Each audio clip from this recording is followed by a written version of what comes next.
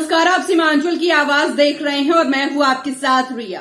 गया शहर के एपी कॉलोनी स्थित एक निजी स्कूल के उद्घाटन समारोह में पहुंचे केंद्रीय मंत्री जीतन राम मांझी ने मीडिया से बातचीत में ब्राह्मणवाद, सरकारी शिक्षा व्यवस्था, राज्यसभा सीट और अरविंद केजरीवाल से जुड़े सवालों पर बेबाक राय रखी।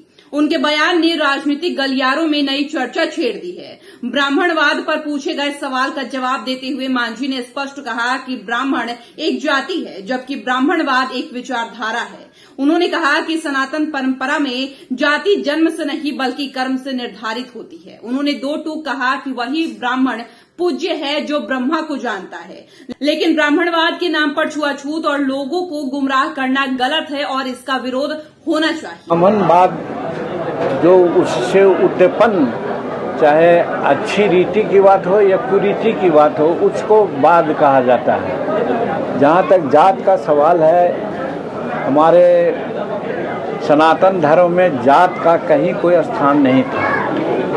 सिर्फ कर्म के आधार पर बांटा गया था। एक परिवार के 4 प्रकार के लड़के होते थे, काम करते थे, वो 4 जात नहीं थे, एक ही परिवार के लोग थे। सेंटिमेंट ये है।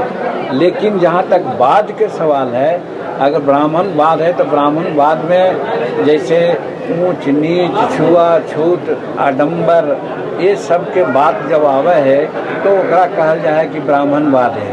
तो वो ब्राह्मणवाद के बारे में हम भी कह सके कि ब्राह्मणवाद के हम कभी ना कह सके कि हाँ साहब कोई अच्छी बात है। लेकिन ब्राह्मण जो व्यक्तिगत है, जात के आधार पर बटे थे, उनका हमने पूजा करे और कहल जाए कि ब्रह्म जानायते ब्राह्मण, वही ब्राह्मण है जो ब्रह्म को जानता है। तो वैसा लोग के पूजा करे में, वैसा लोग के प्रतिष्ठा देने में कोई दिक्कत के बात न होने चाहिए। लेकिन ये आडम्बरवश ब्राह्मणवाद के नाम पर दूसरा के मूर्ख बनावत, ओकर तो विरोध हो ही के चाहिए। सरकारी स्कूलों के व्यवस्था पर सवाल उठाया है सर आपने अपने? आज नहीं उठाया सरकारी विद्यालय की व्यवस्था पर, बहुत पहले से कह रहे हैं। और हम सरकारी विद्यालय के शिक्षकों को हाथ जोड़ के प्रार्थना करते हैं कि आप सजग हो जाइए।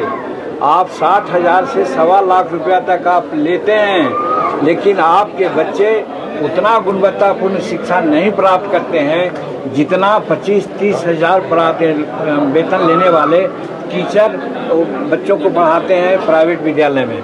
तो इसलिए प्राइवेट विद्यालय के तर्ज पर आप भी बच्चों को पढ़ाइए, जनता आपको पूजेगी, हम लोग भी सब साथ देंगे।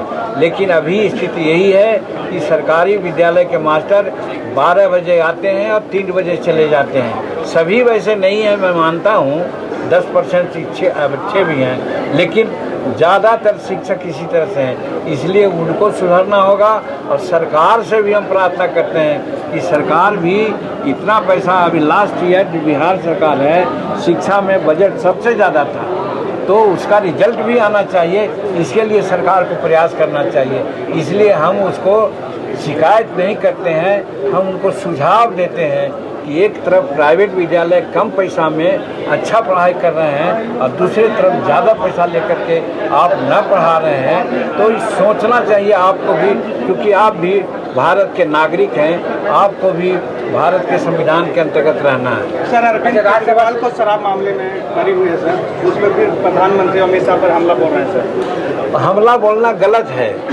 सवाल है कि आरोप लगे थे और आरोप लगने के बाद चार्जशीट भी हुआ था।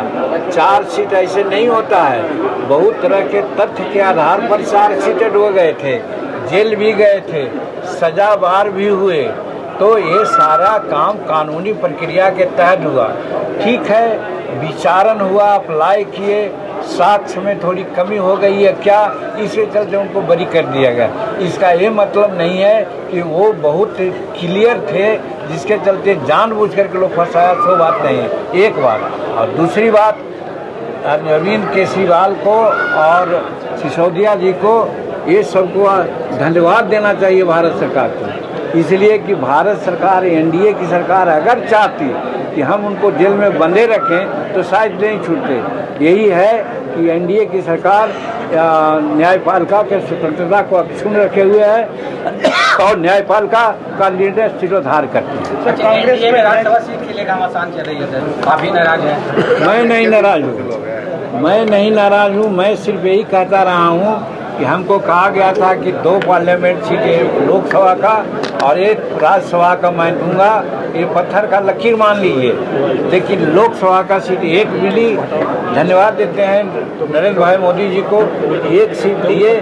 और हम धन्यवाद देते हैं गया के मतदाताओं को जिन्होंने मुझे चुन लिया और चुना तो आज भारत सरकार में एक बड़ा मंत्रालय का मंत्री भी बने। इसलिए नरेंद्र मोदी जी को बहुत बहुत धन्यवाद देते हैं। लेकिन जहाँ तक सीट का सवाल है, मैं नहीं मांगूंगा कि हमको राज्यसभा का सीट दीजिए।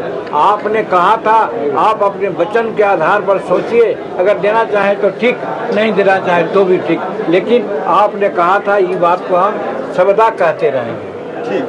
इस ईद अपनी खुशी को पहनाइए एक नया अंदाज द अरविंद स्टोर में। Premium fabrics, stylish kurta, shirts और फेस्टिव कलेक्शंस। हर स्टिचिंग में क्वालिटी, हर लुक में एलिगेंस। इस ईद अपनी पर्सनालिटी को एक परफेक्ट फेस्टिव टच दीजिए। Visit the Arvind store, Kishanganj, जहां स्टाइल और ट्रेडिशन मिलते हैं। ईद मुबारक।